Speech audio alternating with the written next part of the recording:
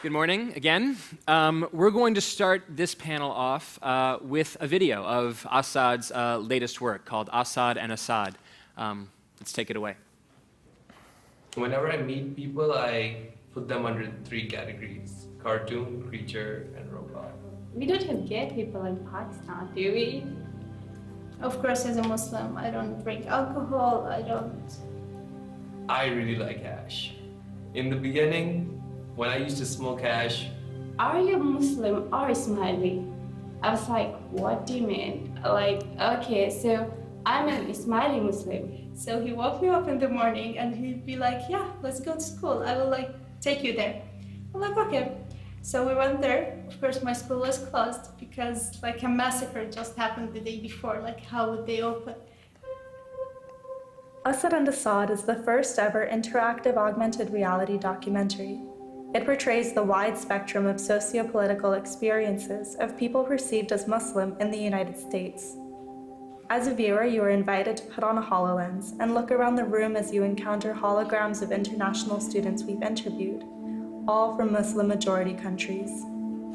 Augmented reality allows for the viewer to deeply empathize with the characters since they appear to be in the same room. Whenever you look at the holograms, they share rich personal stories of ideologies from complex humans that contradict each other and themselves. Asad, tell me a little bit about what you were trying to achieve with this project and why you were inspired to create an AR project around Islam and Muslim identity. So the project is called Asad and Asad. I think, first of all, I need to give an explanation for how I came up with the most self-centered title imaginable. The idea between this Asad and Asad title is that Asad is who I am. I'm from Pakistan. That's what people call me there. When I'm in this country, people just call me Asad because it comes more naturally to them, to the English speaker. Also because you're used to seeing Asad on the news all the time, which is the Syrian president. And that conflict in identities, in my opinion, as a liberal arts student going to school here in the US, working with augmented reality, and this idea of a Syrian dictator you see on the TV, are just really two polar ends of this spectrum that people perceive as this Muslim identity. So it was very interesting for me to explore that identity, and especially with this new medium, augmented reality, because a lot of the preconceived notions that come out about the identity and the stereotypes are because of the lack of people not having experienced enough diversity in this Muslim identity. So we're focusing on building these holograms of people who have very different ideologies, although you think of them as Muslim on the surface, but a lot of them are not very religious, or a lot of them are religious in certain ways, but do not follow certain things. And bringing all of them in the same room for the viewer to experience and really feel like that they're there. Right. I want to talk a little bit about AR and VR and the way that they're discussed as empathy machines in a second, but I want to contextualize this project a little bit with your biography, starting with the town that you were born in Pakistan. Tell us a little bit more about your story and how that led to the inspiration for this project. So I was born in Abbottabad, Pakistan. I think now it's famously known for the town where Osama bin Laden was killed. In fact, it was just 5 minutes away from the hospital I was born in where he was killed. I found out about it on the news myself, but my cousins were actually there on the roof seeing the helicopters come down. And now, that's something that just happened, right? I was in the country, it was one of my experiences, nothing certainly significant, but nothing I would use to define my identity in any way. But when I came to the US, it just started coming up on every airport I would go to. So I started realizing that there is a way in which that can start informing the work I'm producing right now. So I lived in Pakistan for the first 16 years of my life, and I moved to the Netherlands when I was 16, went to high school there, and now I'm going to school in the US. And all of these different experiences have informed obviously my view of the world, but also my work at the moment, having had very progressive, westernized kind of experiences in my teenage years, but having had that growing up time in Pakistan. Right, and it's interesting the way that we were discussing how, just in the green room, how your biography clicks into the inspiration for this piece, because this is a project where you are filming Muslims talking about their identity, the way that they are either conservative, religious, liberal, relatively secular, and you're shining you're putting a camera on them, allowing them to tell their stories, that people get to know them. And it's interesting to juxtapose that to the story that you told me a little bit about how, in thinking back to the Osama bin Laden raid, that clearly you had probably been filmed by drones high in the sky for many, many years before the raid on bin Laden's camp. And so in a way, it seems to me like this is a response to the way that you perceive that the Muslim world has been an object of Western surveillance and not an object of Western understanding. Yeah, certainly. It's just that a lot of this technology that's being talked about on stage today actually is developed as military technology. That's where it comes from. Eventually, it reaches consumers. But for me, it's very interesting, like what you just said, that growing up in this small town, knowing that every summer you're playing on the trees around that area, you're probably being watched by satellites and being surveyed in a certain way, because only with that intelligence can you get to the point when you discover that Osama bin Laden was there. And this scanning technology that we're using to tell these stories is very reminiscent of that. It's almost a reference to that. Even the visual gridded kind of outlook is supposed to be a reference to surveillance technology that is used to reduce down identity as something we can use to put forward these very intimate stories. Right. I mean, I think that, a lot of people here may have been in audiences where they've talked about virtual reality as an empathy machine. That is the same way that the internet and digital data allowed individual products to be shared, to be made abundant, like music, that virtual reality allows experiences to be shared in the same way. Experiences can be abundant, and therefore anybody around the world can understand the perspective of a single individual. You work in AR, I would say, as opposed to VR, although it's a little bit of a blend. Do you think that in comparing augmented reality versus virtual reality, that one of them right now has the upper hand in terms of creating projects like this, where the thesis of the project is all about making us understand our fellow man more? I think the reason people think of virtual reality as the empathy machine, or in general, virtual reality is kind of looked at as the medium for making content and making entertainment. And augmented reality is looked at as more the future of computing or productivity or enterprise work. For me, augmented reality is very special in terms of storytelling, because it uses your own space. When you take off the lens, you have been in your own space, and it completely changes how you think about it. So the reason I think that augmented reality is a more compelling form of storytelling is because it allows you to empathize with the subject you're engaging with, because you subconsciously perceive that to be a lot more real than in virtual reality. Because in virtual reality, you're removed from your body. You put on a headset, you're in someone else's space, and you experience that as a separate experience, because you cannot hold on to anything that's real in there, because everything's virtual. But in augmented reality, you look around and you see your own space, something you already perceive to be real, and then you see a virtual object added onto that, and your brain subconsciously records that as a real experience as well. And you're able to connect with the subject on a much deeper level. Right. I mean, a lot of people are starting to think about virtual reality and its implications for gaming and the way that people spend their lives. Already there's some evidence from economics that a lot of young men who don't work today are spending a lot of that time either playing video games or watching television, leading some futurists to think, all right, in a world where we work a lot less, maybe we'll be playing games a lot more, and if the dominant medium of those games is virtual reality, maybe we'll choose to spend our time not interacting with the real world, but with virtual reality platforms that seem even more real to us. Have you thought about that in any way, sort of the relationship that people might eventually have between virtual reality, augmented reality, and so-called real reality? Yeah, that's very interesting. I I think a lot of people talk about our world being a simulation in many regards, the whole Elon Musk idea of us living in this simulated game, potentially. Where there's like a godlike simulated world. Yeah, but I think that's interesting, but it doesn't lead us anywhere. We cannot just go around looking for what numbers in the soil so we can figure out whether we're programmed by someone or not. But what is interesting is that this idea allows us to look around our own world and look at it as a simulation. All these systems of religion and capitalism and consumerism and all these systems we've built up to lead our lives as things that are simulated.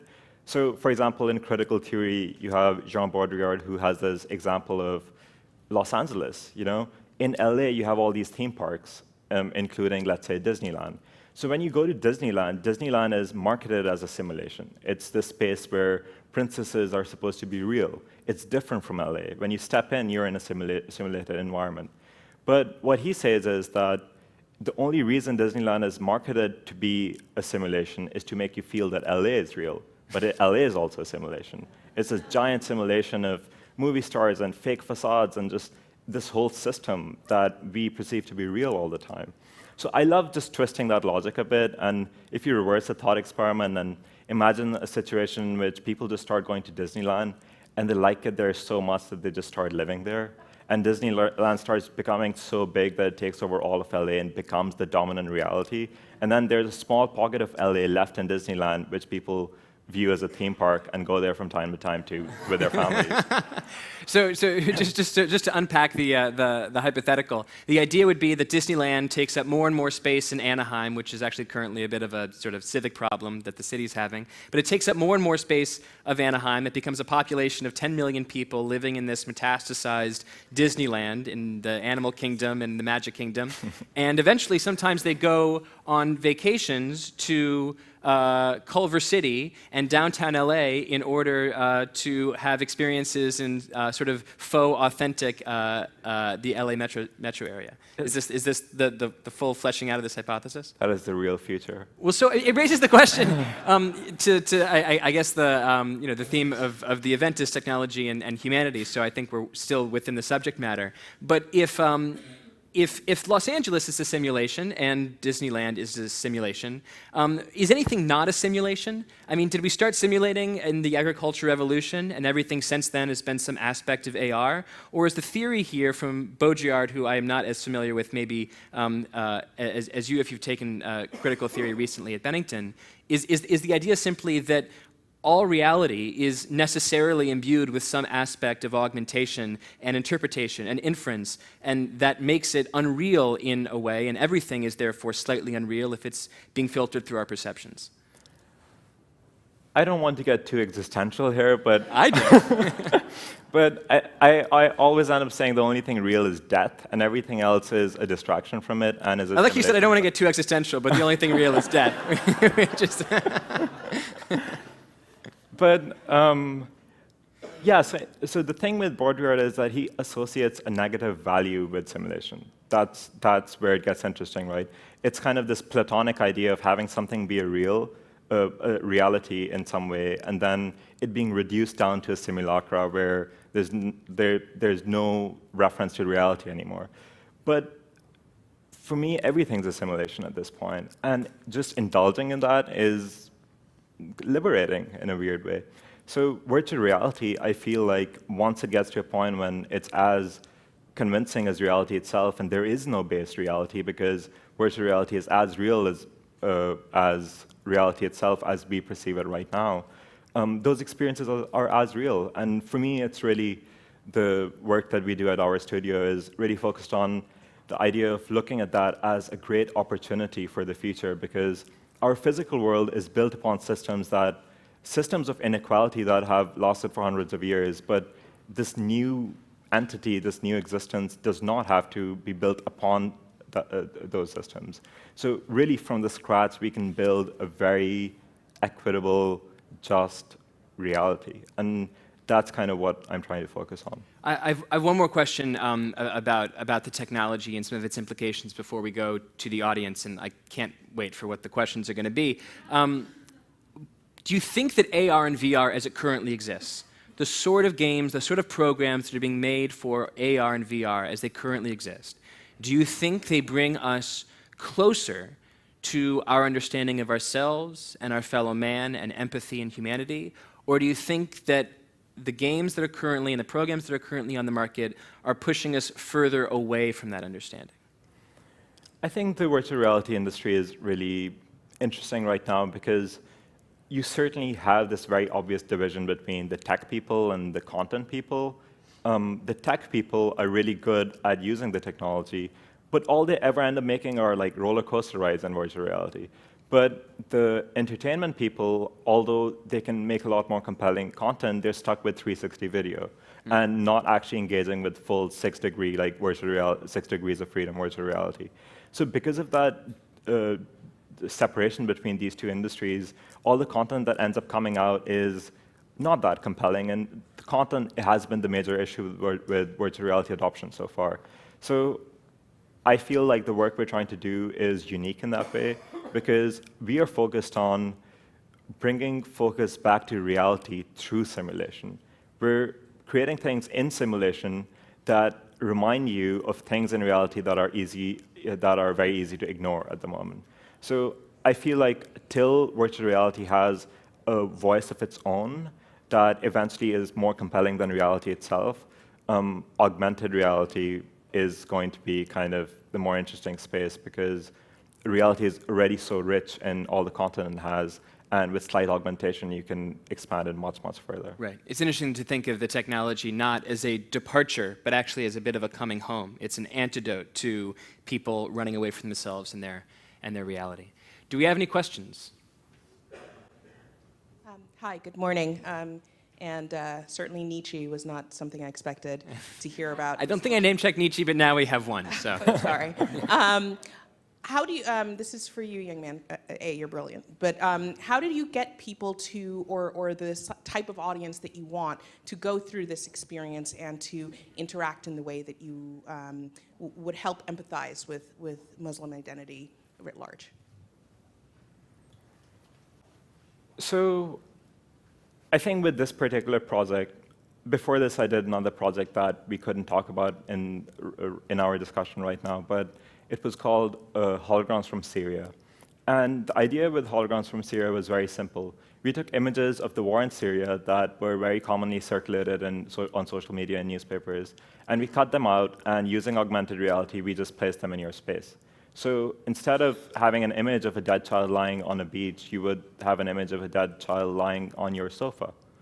And although it's the same flat image and it's not technically very impressive, the amount of change it brings about in how you look at your environment was massive. Like on that sofa that I just mentioned, people who had seen the image of that child would come up to people who were sitting on the sofa and tell them to get off because there's something there. Like there's this idea of this ghostly presence that lives in your space and changes how you think about it. So when I started thinking more about that, I thought, what if we could bring more realistic, like these volumetric images that we're scanning and stories we're creating to your space, and allow you to have experiences with them, how much empathy it would create with their stories as you saw their hands move, their body language, their voice connect to you in a very immersive way.